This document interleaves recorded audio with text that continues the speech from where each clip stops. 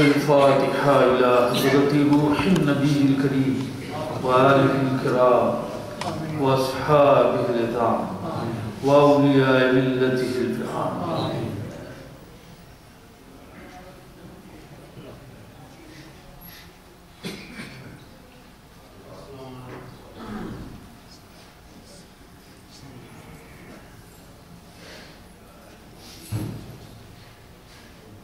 قال الله تبارك وتعالى في شأن حبيبه الكريم عليه الصلاة والتسليم إن الله وملائكته يصلون على النبي يا أيها الذين آمنوا صلوا عليه وسلموا تسليما.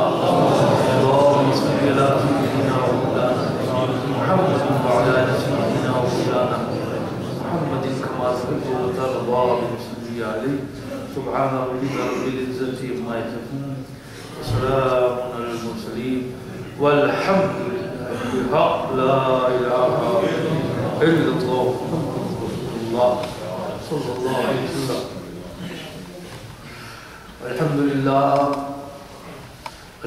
لله العلي الأعلى والصلاة والسلام على حبيبه المصطفى ونبيه المجتبى ورسوله المرتضى أشرف الورى وعلى آله وأصحابه أولي الهدى والنهى والتقى والنقى والجلا والسخاء والعطاء والسخاء.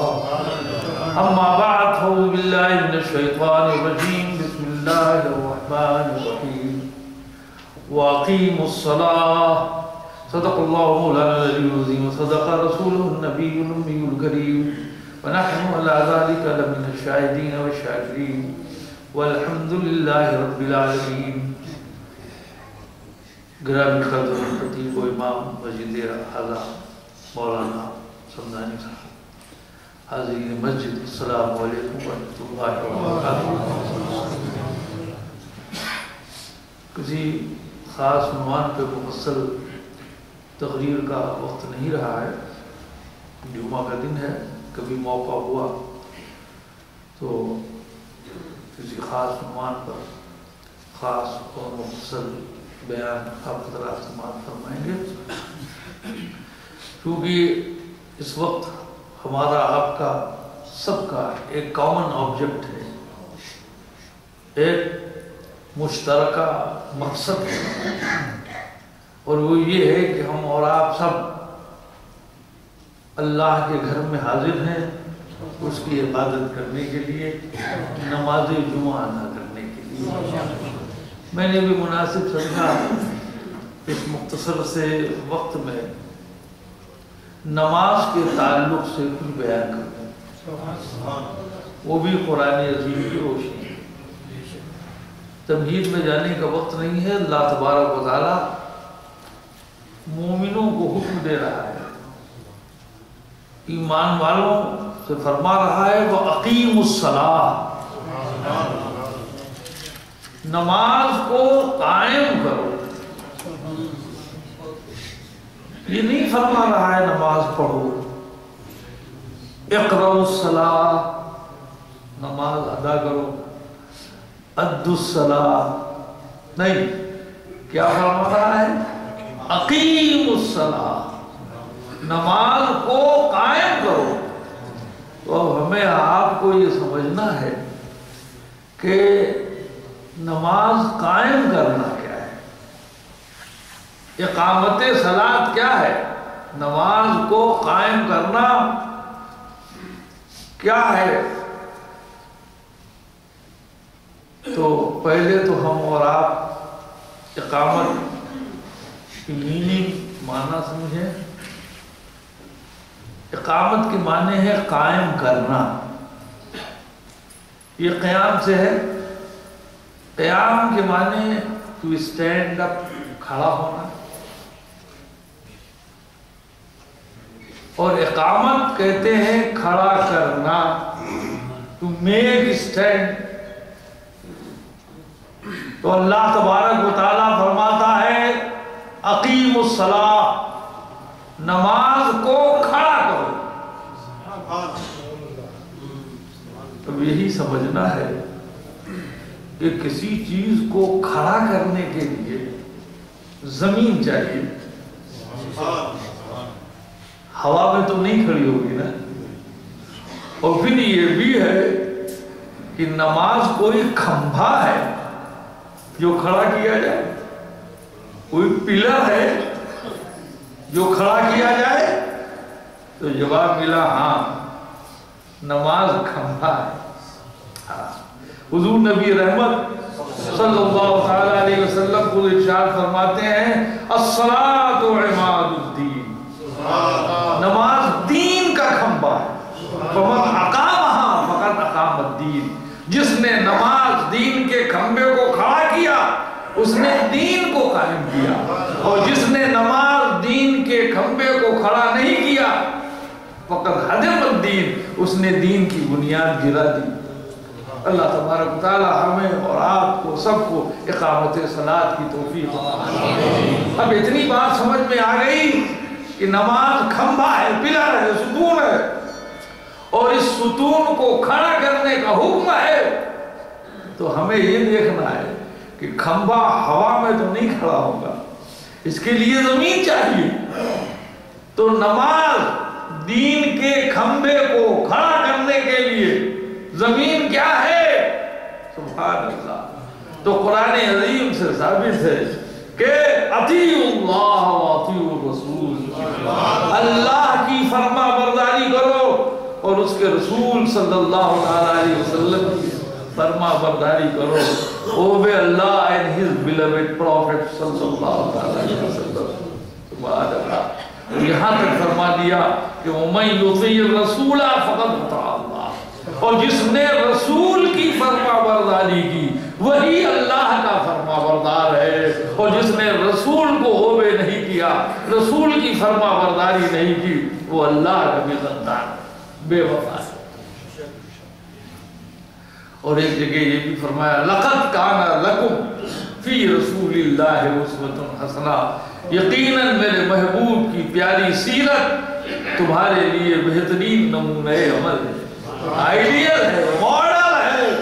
ان سب کا خلاصہ یہ ہے کہ سنت رسول ہی اصل ہے.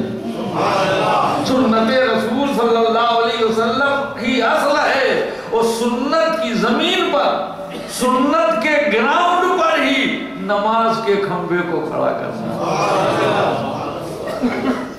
تو اگر سنت کی زمین نہیں ہے تو نماز کا کھمبا نہیں کھڑا ہوگا, اور جب نماز کا کھمبا نہیں کھڑا ہوگا تو تم بھی کھڑے نہیں رہ سکتے, تم بھی گر جاؤ گے, قائم نہیں رہ سکتے.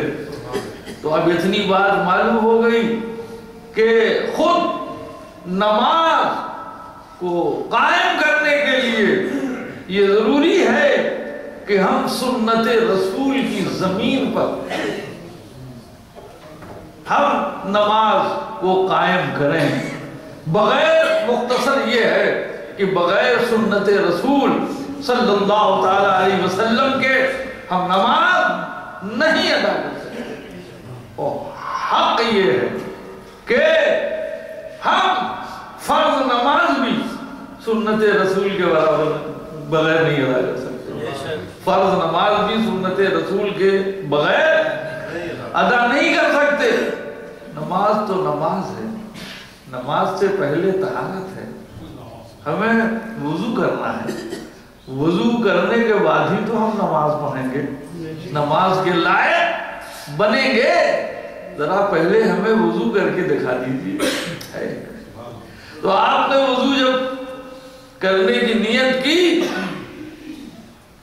تو مختصر یہ کہ آپ نے ہاتھ میں پانی لیا اور گٹے تک ہاتھ دھویا, پھر منہ میں پانی لیا اور کلی کیا جیسے مزمزہ کہتے ہیں عربی میں, پھر ناک میں پانی لیا اور صاف کیا جسے استنشاق کہتے ہیں.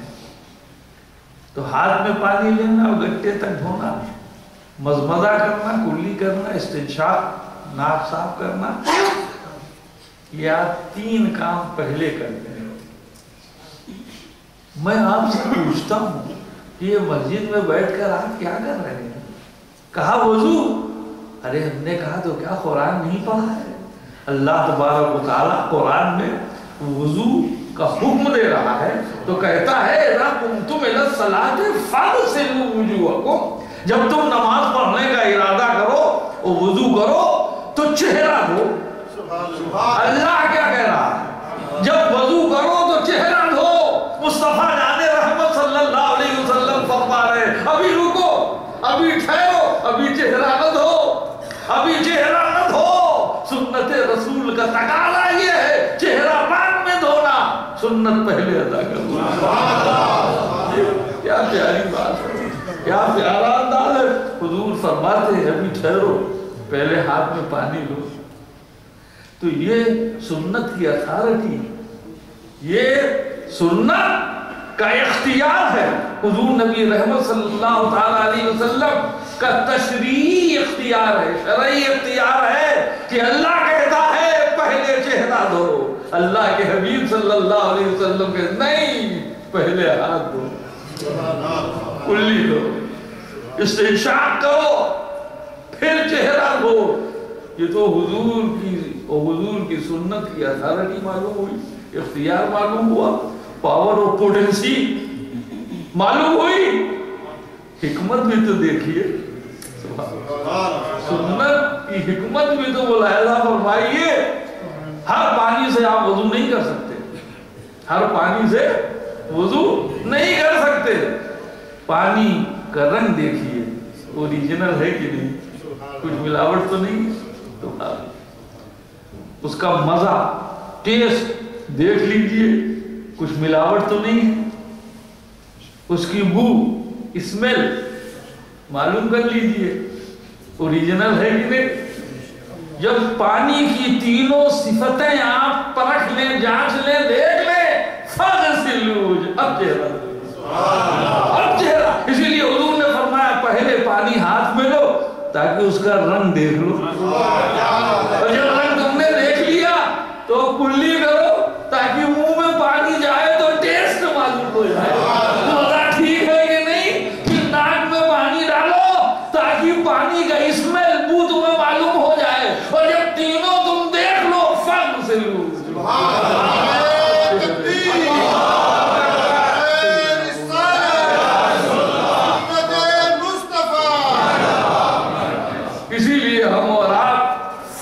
پڑھتے ہیں مگر اپنے کو اہل فرض نہیں کہتے.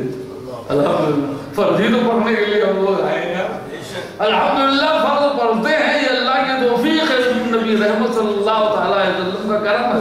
ہم فرض پڑھتے ہیں مگر اپنے کو اہل فرض نہیں کہتے. کیا کہتے ہیں؟ اہل سنت. سنت کی عجیب شان ہے، سنت سے ہمارا عجیب تعلق ہے. پھر کبھی موقع ہوا تو بیان کروں گا. بس اتنی سی بات ہے کہ ہم سنت سے اپنے کو سنی کہتے ہیں، تو جو سنت سے بھاگتے ہیں، جو سنت سے دور بھاگتے ہیں اور اپنے کو بڑا فرض والا سمجھتے ہیں، فرض الہی والا سمجھتے ہیں، تو ہم کہتے ہیں بھائی ٹھیک ہے، ہم اپنے کو سنت سے سنی کہتے ہیں، آپ لوگ اپنے کو فرض سے فرضی کہیے تاکہ سب کو معلوم ہو جائے یہ لوگ فرضی ہیں.